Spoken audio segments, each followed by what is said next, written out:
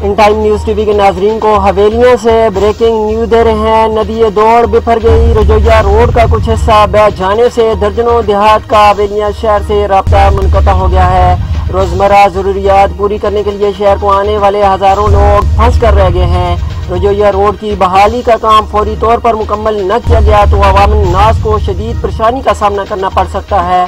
अपने व्यूवर्स को यहाँ पर अहम खबर से आगाह करते चले। नदी दौड़ बिफर गई। रजोया रोड का कुछ हिस्सा बह जाने से दर्जनों देहात का हवेलियां शहर से राब्ता मुनक़ता हो गया है। रोज़मर्रा ज़रूरियात पूरी करने के लिए शहर को आने वाले हज़ारों लोग फंस कर रह गए हैं।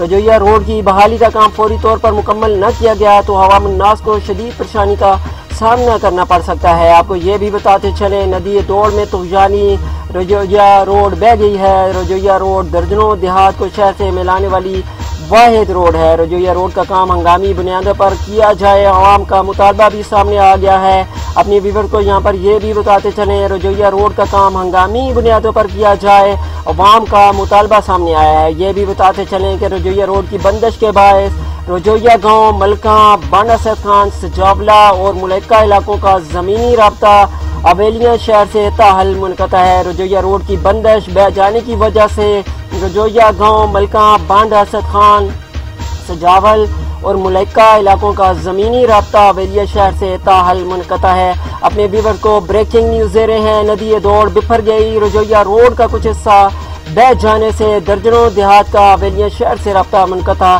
रोज़मर्रा ज़रूरियात पूरी करने के लिए शहर को आने वाले हज़ारों लोग फंस कर रह गए हैं। रजोया रोड की बहाली का काम फौरी तौर पर मुकम्मल न किया गया तो अवाम नास को शदीद परेशानी का सामना करना पड़ सकता है।